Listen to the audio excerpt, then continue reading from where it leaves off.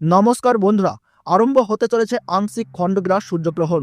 দিনের বেলাতেই গোটা পৃথিবী জুড়ে নেমে আসবে ভয়াবহ অন্ধকার, যার ফলে আগেভাগেই জনসাধারণের মধ্যে পড়ে গিয়েছে শোরগোল। আংশিক খণ্ডগ্রাস সূর্যগ্রহণে বিশাল প্রভাব পড়বে বিশ্ববাসীর জীবনে। বিগত প্রায় 150 বছরের মধ্যে সবথেকে বড় ও বিরল মহাজাগতিক সূর্যগ্রহণ শুরু হচ্ছে। এই গ্রহণটির বিশেষত্ব রয়েছে অনেক বেশি, কারণ এই সূর্যগ্রহণটির স্থায়িত্বকাল 3 ঘন্টা 53 মিনিট, অর্থাৎ 4 ঘন্টার কাছাকাছি সময় ধরে চলতে থাকবে। মাঝে মধ্যেই বিশ্ববাসী নানা রকম মহাজাগতিক ঘটনার সাক্ষী থাকে, যার মধ্যে এই গ্রহণটি অনেক বেশি প্রভাবশালী। তো বন্ধুরা, ভারতবর্ষ ও বাংলাদেশের কোন কোন জায়গা থেকে দেখা যাবে এই গ্রহণটি, তার ওই পাশাপাশি ভারতবর্ষ ও বাংলাদেশের সময় অনুযায়ী এই গ্রহণটি কখন শুরু হবে এবং কখন শেষ হবে, গ্রহণের মধ্য সময় কখন থাকছে, কতক্ষণ পর্যন্ত গ্রহণের প্রভাব, সূতককাল কখন থেকে শুরু হচ্ছে, গ্রহণের সময় কি কি নিয়মকানুন আপনারা পালন করবেন, বিশেষ করে গর্ভবতী মহিলা ও শিশুরা এই সময়ে কি কি করবেন আর করবেন না। তো এই সমস্ত বিষয়কে কেন্দ্র করে বড় বড় জ্যোতিষবিদ তথা তাবর তাবর বিজ্ঞানীরা কি কি সতর্ক বার্তা জানিয়ে দিয়েছেন, তো তাই কিন্তু আমি আজকে আপনাদেরকে জানিয়ে দেব এই ভিডিওটির মাধ্যমে। তাই বিস্তারিতভাবে জানতে হলে অবশ্যই ভিডিওটিকে শেষ পর্যন্ত মনোযোগ সহকারে দেখবেন এবং আপনার জেলার গ্রহণ সম্পর্কিত যে কোনো গুরুত্বপূর্ণ খবরের আপডেট সবার প্রথমেই পেতে হলে অবশ্যই নিজের জেলার নামটি কমেন্ট বক্সে জানিয়ে রাখবেন। ভিডিওটি ভালো লাগলে ছোট্ট একটি লাইক দিয়ে উৎসাহিত করবেন এবং চ্যানেলটিকে সাবস্ক্রাইব করে পাশে থাকা বেল বাটনটি অল করে রেখে দেবেন, যাতে পরবর্তী ভিডিওর আপডেট সবার প্রথমেই পেয়ে যেতে পারেন। এই আংশিক খণ্ডগ্রাস গ্রহণটিকে নিয়ে ইতিমধ্যেই মানুষের মধ্যে নানান কৌতূহলের শেষ নেই। আংশিক খণ্ডগ্রাস হওয়ার কারণে সূর্য কিন্তু ঢেকে যাবে, অর্থাৎ দিনের বেলাতেই কিন্তু নেমে আসবে রাতের ছায়া। পৃথিবীর সমস্ত জায়গা জুড়ে আকাশে দেখা যাবে চাঁদ ও তারা।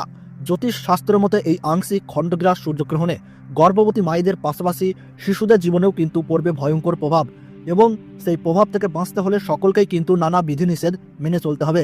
তার ওই পাশাপাশি আপনারা কিন্তু এই সময় কোনোভাবেই আতঙ্কিত হবেন না। ফাঁকা স্থান বা শ্মশান বা দূষিত জায়গা থেকে দূরে থাকবেন। গ্রহণের সময় ছুরি, কাঁচি বা ধারালো কিছু জিনিস দিয়ে কোনো কিছু কাটাকাটি করবেন না। এই সময় কারোর সাথে মনোমালিন্য, ঝগড়া বা বিবাদে জড়াবেন না। নখ বা চুল কাটা থেকে বিরত থাকুন। গ্রহণ শুরু থেকে শেষ হওয়ার সময় পর্যন্ত কোনো কিছু খাবেন না। তার ওই পাশাপাশি অপরের নিন্দা করবেন না, তাতে কিন্তু আপনার জীবনে খারাপ প্রভাব পড়তে পারে। এবং গ্রহণ শেষ হলে অবশ্যই স্নান করবেন এবং নিজ নিজ ইষ্ট দেবতার পাঠ করবেন। সেই সঙ্গে গরিব মানুষদের দান ও সেবা দেওয়ার চেষ্টা করুন।